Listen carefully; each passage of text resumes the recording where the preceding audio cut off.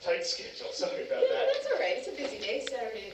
Yeah, it's a lot to fit in. But if you could just start by telling you guys a little bit about who you are on the show and a little bit about yourself, and then we'll take the questions. Sure.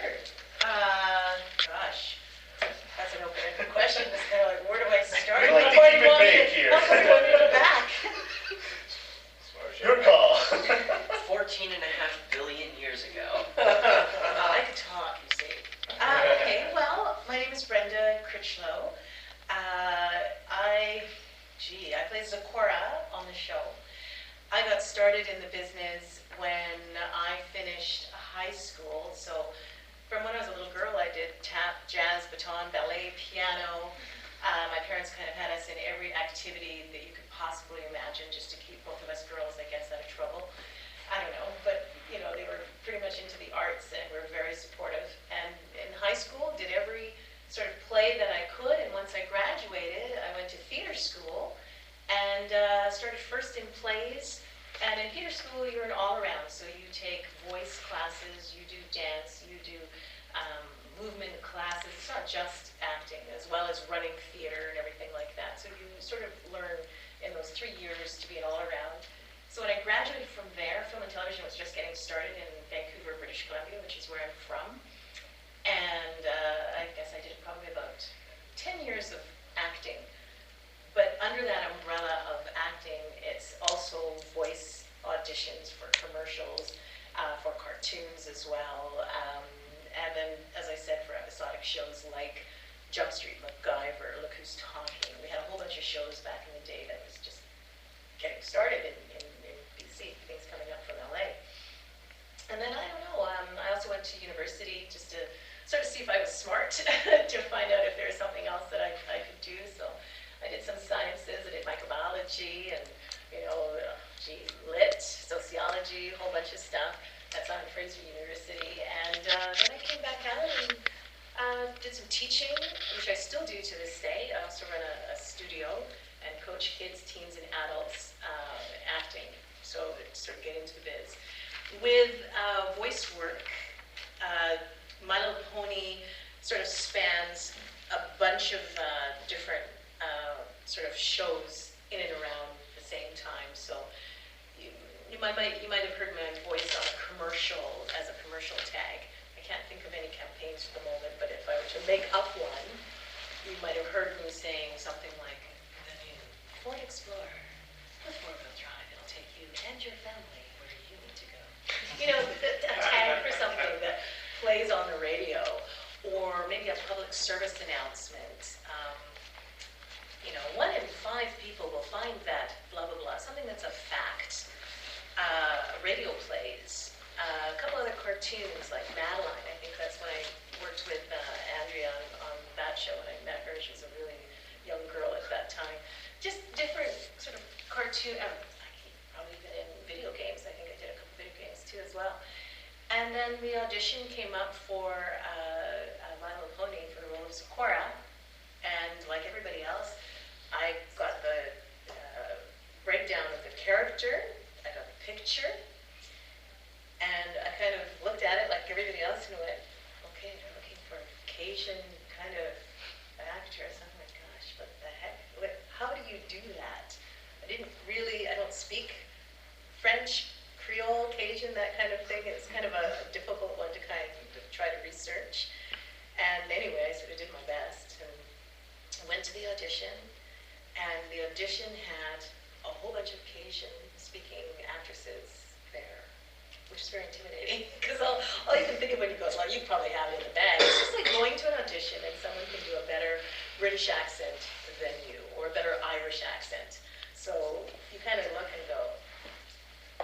So when they called my name, and I went in, Terry, who's our director, was in the room, and said, okay, give us what you got. So I sort of gave my first blast through of my interpretation, and then it went from there in the session. Okay, can you give us something else? What else can you give us? I said, well, you know my heritage. I'm half Jamaican, half Trinidadian. Maybe I can give you a little mix of a generic, sort of a West Indian kind of, okay, give us something. I gave them a line of patois. I said something like, them drive the car, them pick up, them pick me up, and them, yeah, you know.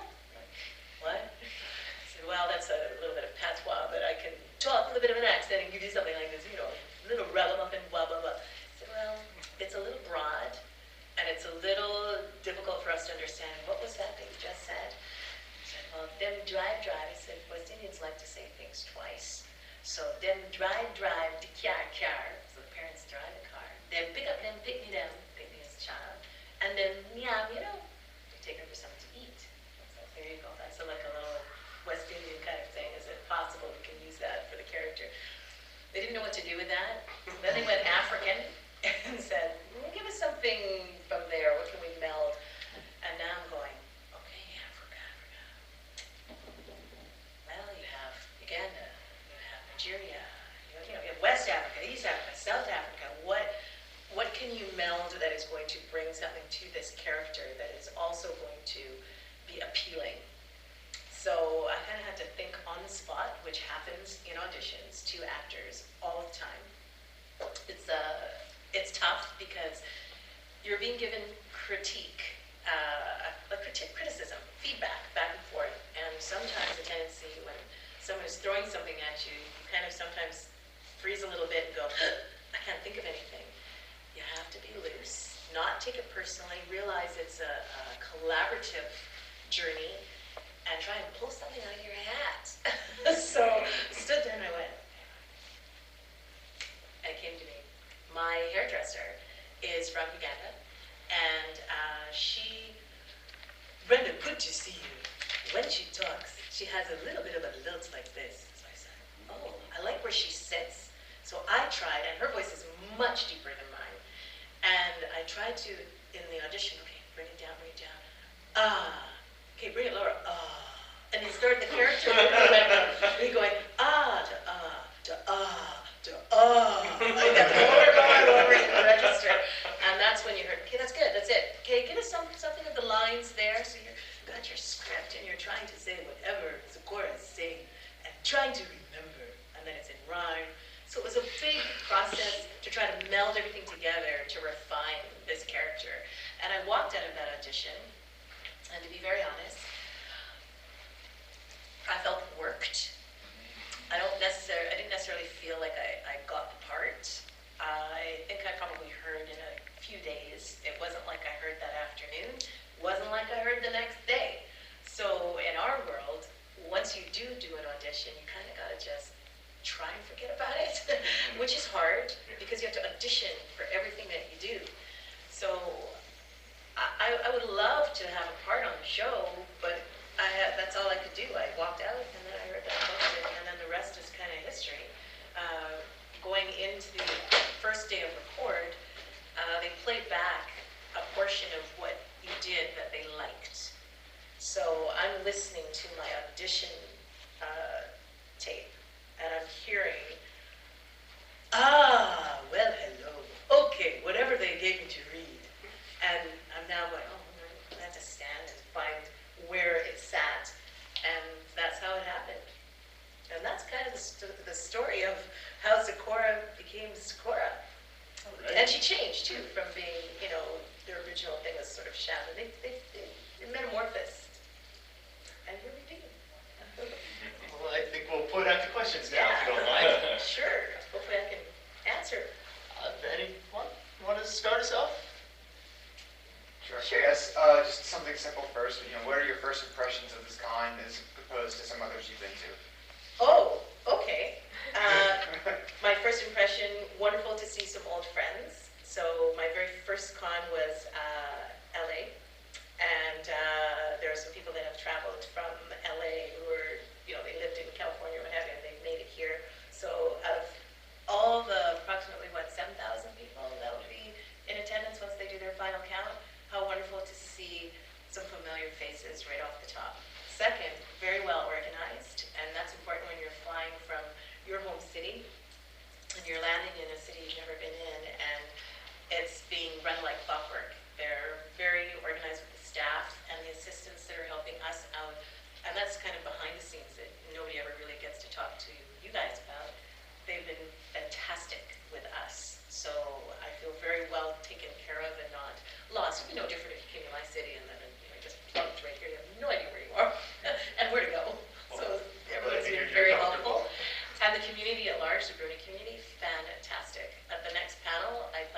little shout out to say thank you for all the fundraising efforts. There's a lot of charitable organizations and donations and fundraising that's been going on, and it's been nice to see and meet some of the people who are affiliated with some of those charities. So all around, great experience, great community of people, and I'm really thrilled and proud in my lifetime to be part of this. It could be a once-in-a-lifetime experience, and so far it's just been going up. Glad to hear. Yeah. So have you mentioned in your story that the voice of Zecora was based on your hairdresser. Have you told her that? Oh, she knows. Oh. What is she She thinking knows, of that? she's helpful. Well, she had a good laugh because I sound nothing like her, Yeah. right? It's my impression. It's my impression. Okay. And from your bag of tricks, you have to remember, I'm half Jamaican, half Trinidadian, but I'm born and raised in Vancouver, British Columbia, Canada. So if I pull from either of those cultures, West Indian accent, then who am I thinking of? I'm thinking of maybe one of my aunts, one of my cousins, and trying, because my own accent from living in Canada, being born and raised, is not anywhere near what it would sound like if I lived on the islands, obviously. So same, I'm not from Africa. We all do impressions, right? So the draw a little bit from there, and then a little bit from what I know.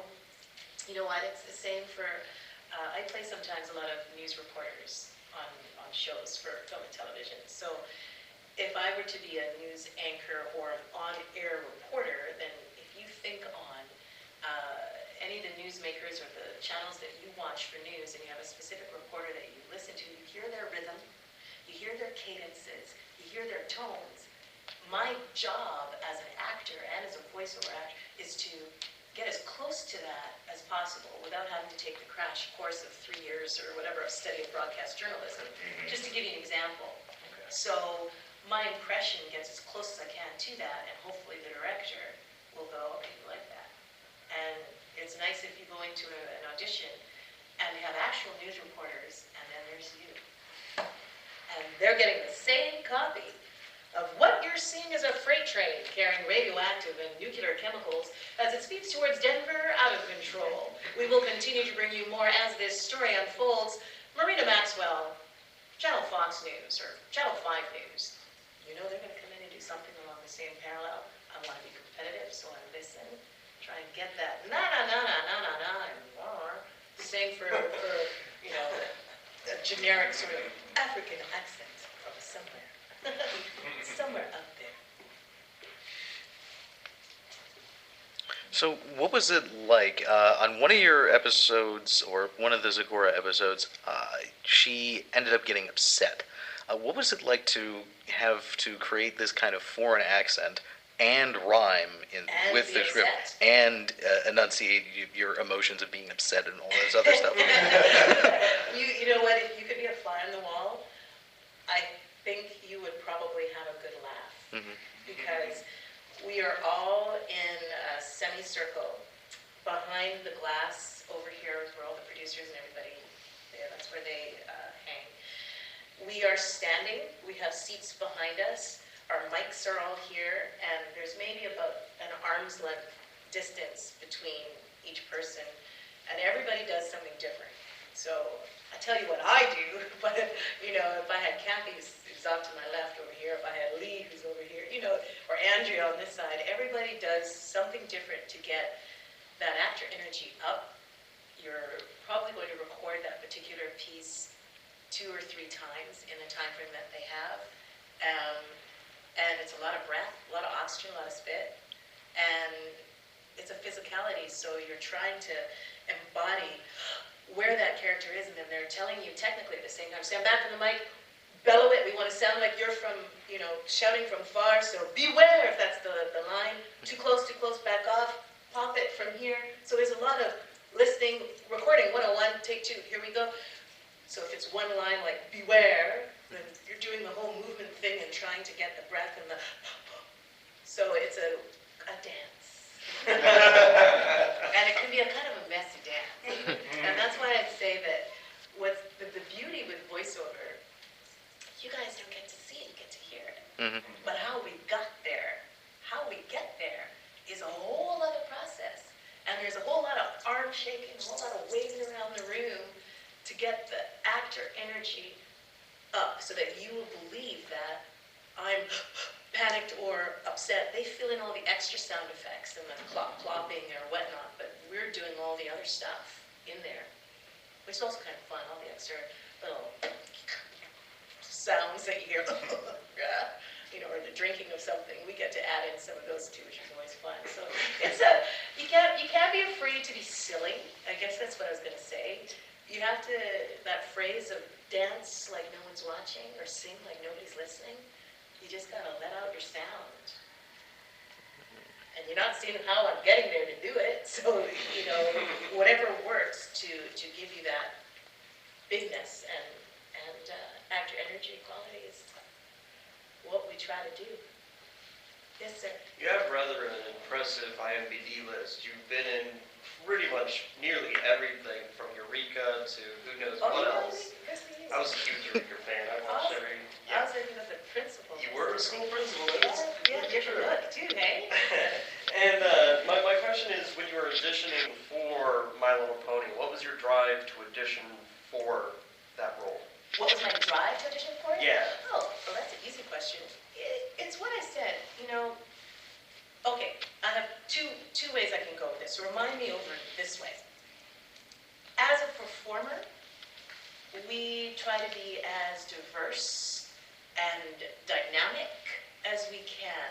And under the umbrella of being an entertainer, being a performer, you have at your disposal the ability to use your voice and be behind the scenes, the ability to teach if you are able to teach, the ability to just act for film and television or for theater. So you have all these different mediums and all these different streams. On the other hand, there may be somebody here who just has a specialty perhaps in one area and they don't feel comfortable maybe singing or being in a musical, or they're just happy to be just voice but they don't want to teach, or they're a voice actor and they can teach. But we have at our disposal all these different avenues under the umbrella of being a performer.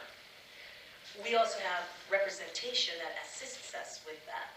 So if you're with the right agency, or most agencies, but if you're with the right agency, they may have one agent that represents you for commercial and voiceover work, one that represents you for film and television, and usually for theater and musicals and things like that. You'll still have the representation, but it's a little freer in terms of you going off and auditioning for that, in Vancouver anyway. So my motivation is something, it's what I do, and I'm confident with the instrument that I have. I know my range. On the panel when we were speaking yesterday, I think it was either Kathy or Lee, I can't remember who said it, but I think it was Kathy Westlife. You have to know what your range is and be comfortable, be confident, and know that you are unique. And every person here has a voice. Everybody's voice, you have to like your voice. You have to like your voice. That's it. You can engage other avenues to practice other character sounds and things like that and increase your range, but this is what you're given with to work with. This is your base. For example, I will never be able to have a range that is way up here like this. I'll never be able to be like Pink Binding. I just won't have that, right? That's Andrea's gift. That's her thing. Or, you know, Spike. Oh, Spike says, hey, you know, I talk to the boy or whatever. That's their specialty. So you have to work with what you've got, be proud of what you got, and then think like an athlete and try and practice and hone it. And, you know, like I said, sometimes you're going in for some of these auditions and you're like, oh, I just don't sound like a 12, sorry. I can't sound like a preteen. I have a richer, deeper sound. I would be better suited to play.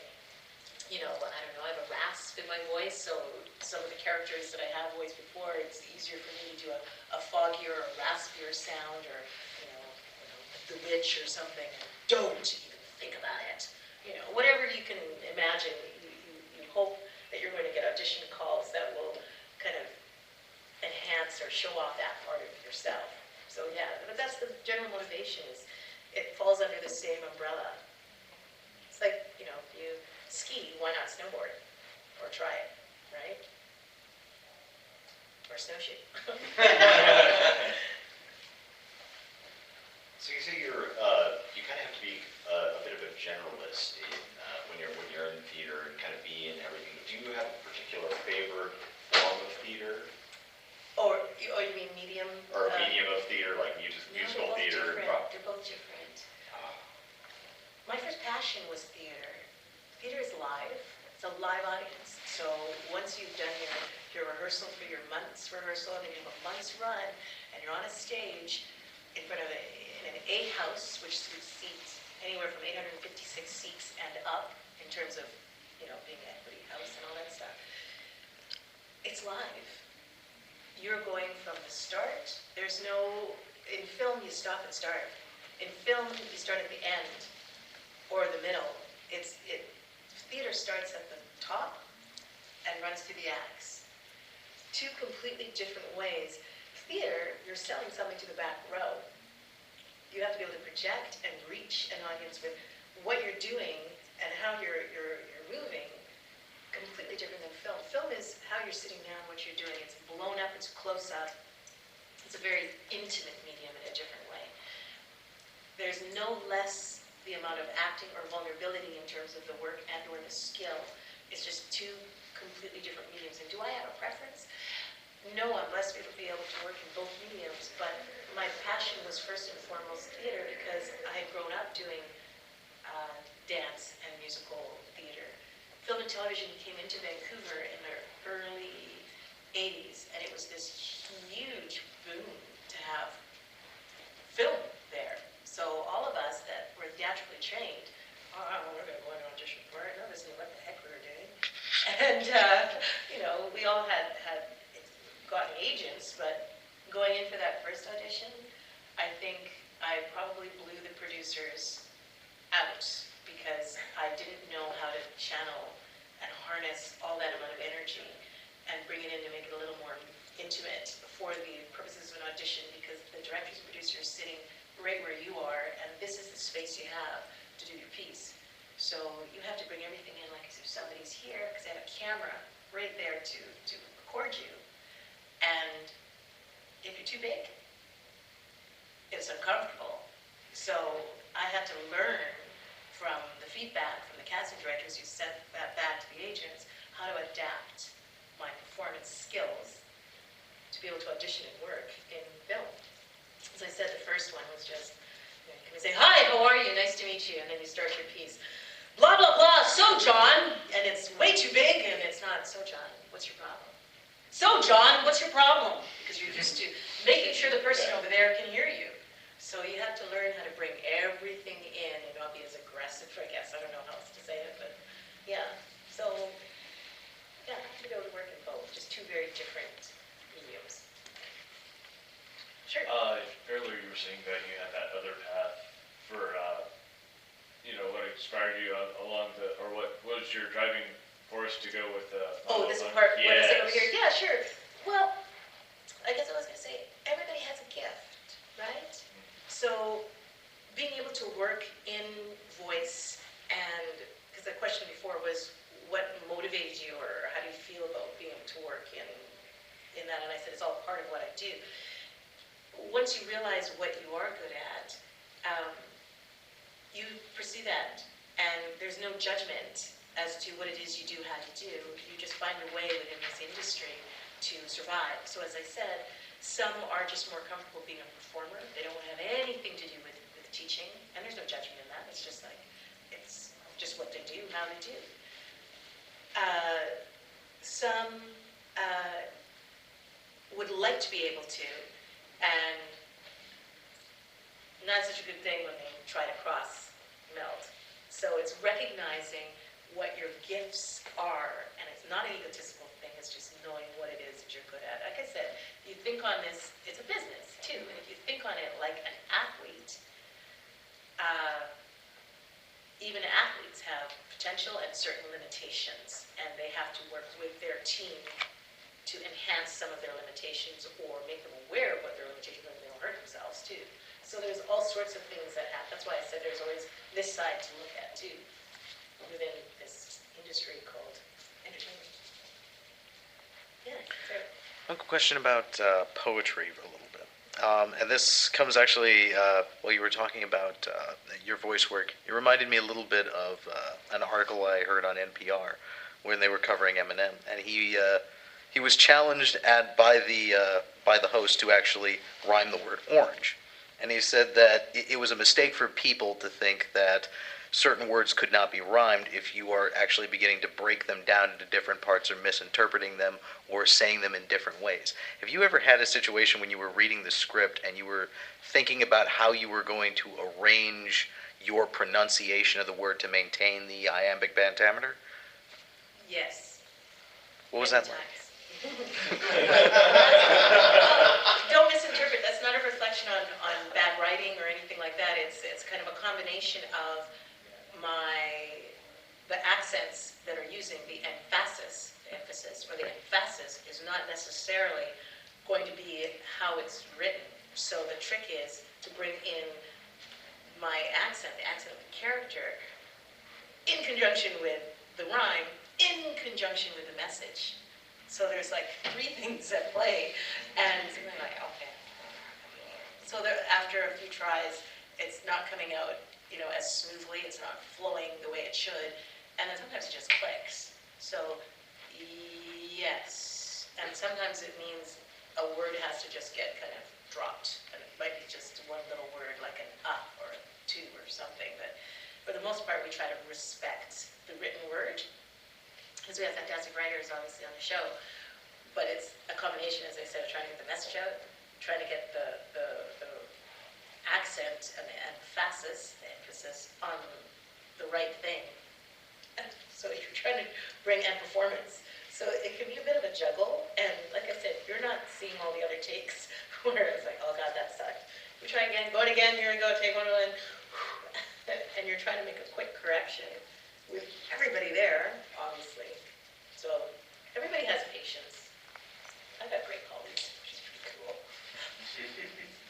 Hi. I wonder, you probably had this question before, but I wonder how you work with like backstories to your characters. Do you have like any technique To work with like the backstory? of your character? Yeah, sure. And where she's coming from? Sure.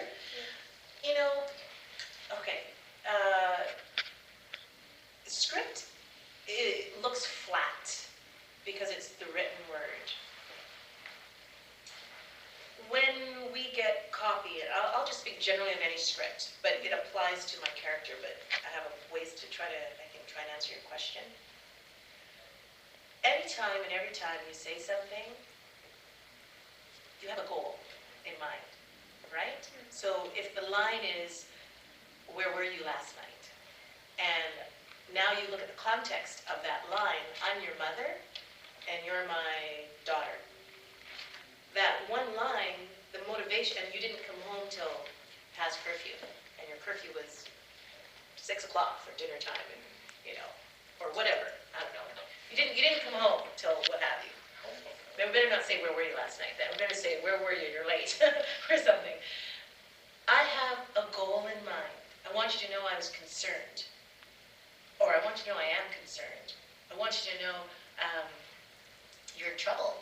Whatever you can think of, there's always a quick thought that precedes the actual line that is written down. So our jobs as performers, no matter what comes to us, is to try to think, what is it that I want?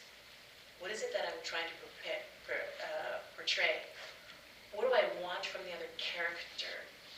Does that make sense? Mm-hmm.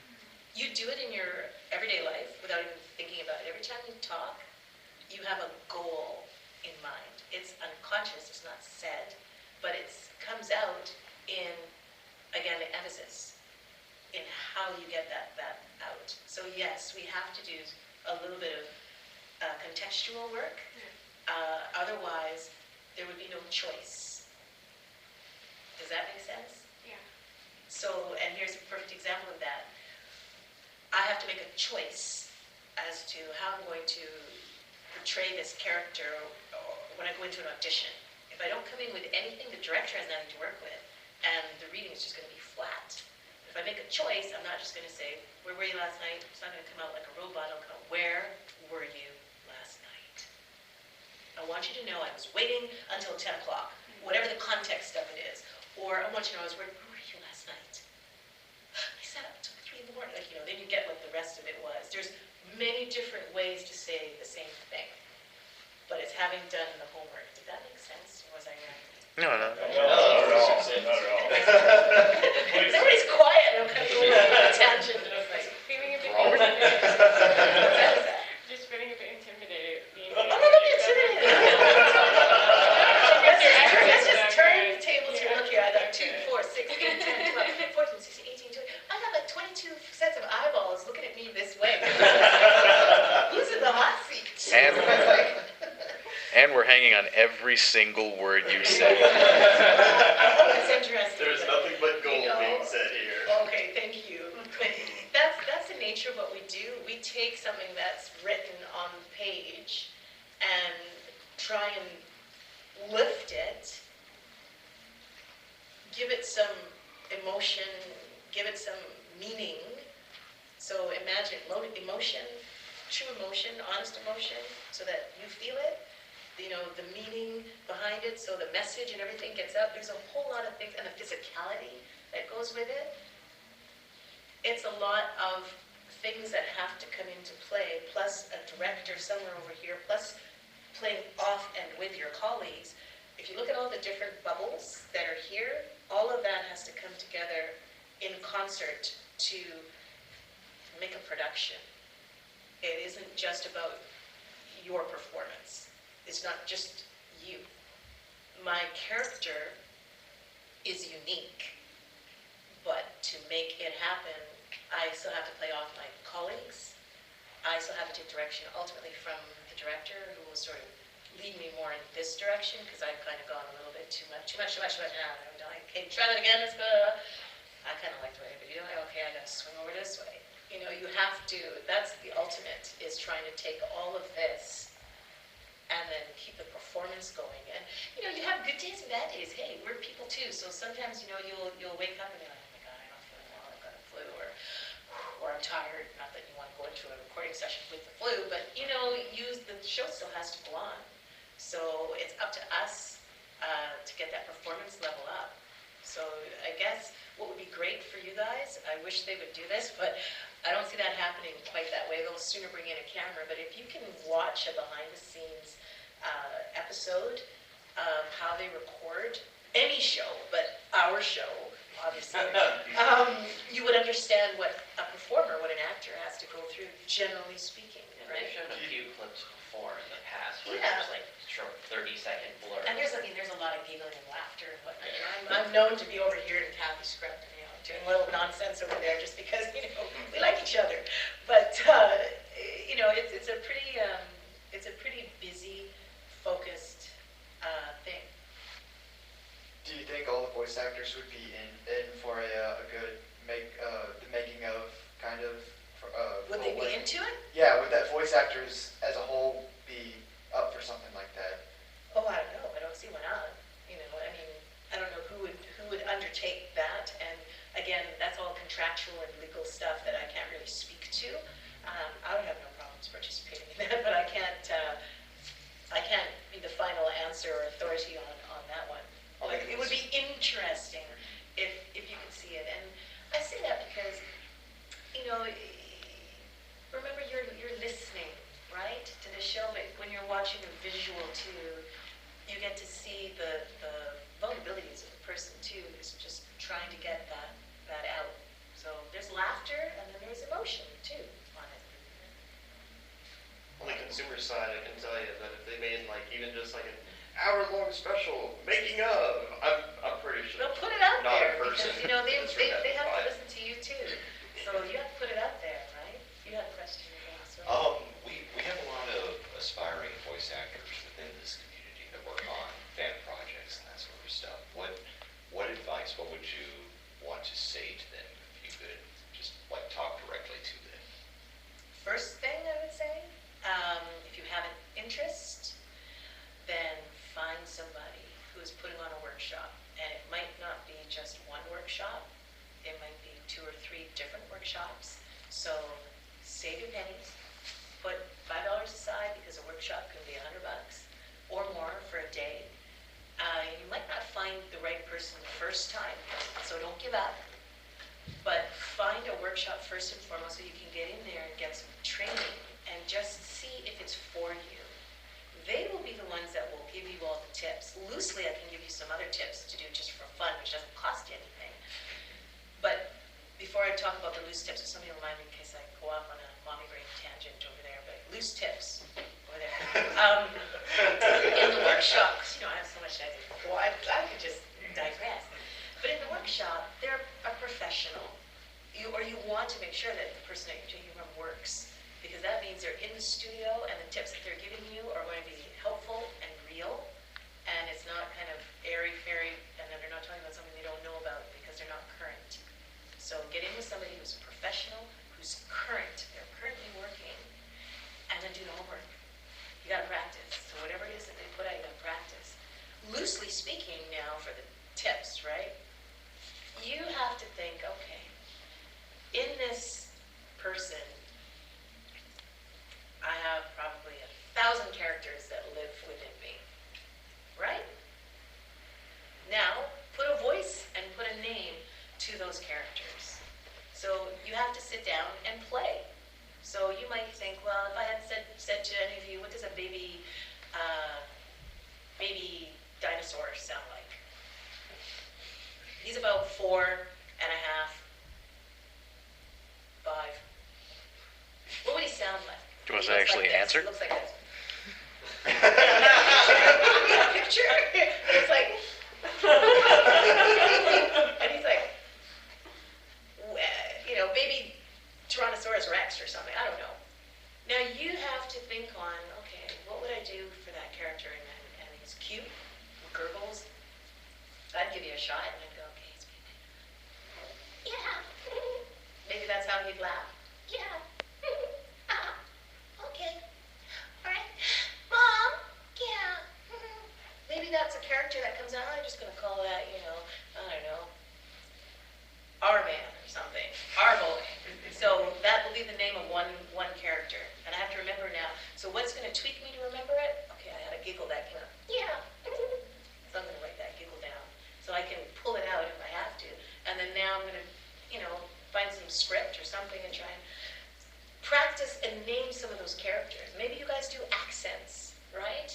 And you can do British, or you can talk like Julie Andrews, or talk like this, or talk like Prince Philip, or Lady Kate, or so. And, I do a terrible British accent, but that's okay. Or Scottish, or, are you related to the gal in the corner? Can you roll your R's and try something like that? I might get a character, maybe I have to play some old lady that talks like this. You have to be okay to play, and then name her. That's Granny, I don't know, Granny Smith or something. I don't know. Name them. You can now start getting a little recording device, and then record a little bit of copy, and then you start getting a little library of voices, okay? It's all about knowing what your range is, and then try to imitate anything and everything that's out there. So everything is fair game. Everything, because it could become a character. And again, when you listen to cartoons or something, there's a character who has a lisp and talking like this. Well, there's an actor who's sitting there going, get that out. Or another one I have, again, she talked like this, and this is a great character. I've used this character before. So there's no things that are offbeat at all. And then it's fair game. And you never know, you might be able to get cast or play around in the audition. And he goes, like that one. Good, that's character. And that, for every actor, is kind of how it happens. Some of us are quick to be able to pull it actually out of our hat. It's not an easy skill when somebody says, quick, give me, from Northern Ireland, go. Exactly. You look over, shoot. Quick, give me from India. Quick, give me from Italy. Give me an Italian sergeant. Ciao, come stai? Okay, I have to think of how do they talk. So something like this. Parla italiano? I speak a little Italian. So you try to get the thing going, but it's easier if you practice. So for a new person who's starting out, I'd say, like in anything else, you have to practice and then know what you can pull out of your hat and find out if this really is for you, because there's no shyness. You have to be okay to be silly and laugh a whole lot because it's a work in progress, and there's going to be some really bad parts that voices that you're going to pull out and go home. And you have to learn to be able to maintain them for longer than a sentence to and stay in character. So that's what I'd say, is just go have some fun first, and then watch cartoons and try and imitate a couple of those characters. Pick 3, 4 out of a cartoon and try and be that character voice too. That's also a good challenge. And listen to the amount of energy that voice actor is putting in to do that. Yeah. But that would be the first steps. Getting an agent and then getting out there to do all the auditions, that's over there. The first groundwork thing is find out if it is for you. And then practice, practice, practice. Yeah. You have to have a respect and a love for the craft. Anybody else have a question?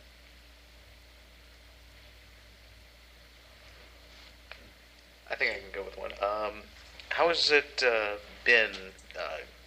How have you felt in the idea that people are now actively responding to one of the characters that you've created to the degree that BronyCon has?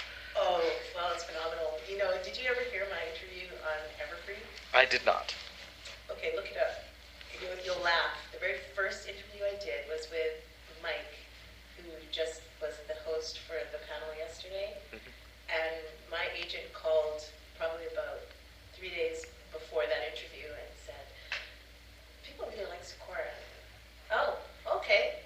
Really? Oh, I literally, okay. Oh, that's nice. No, you have some mail, and, there are some people who are writing about you. And, okay, I am the smallest one of the smallest characters on the show.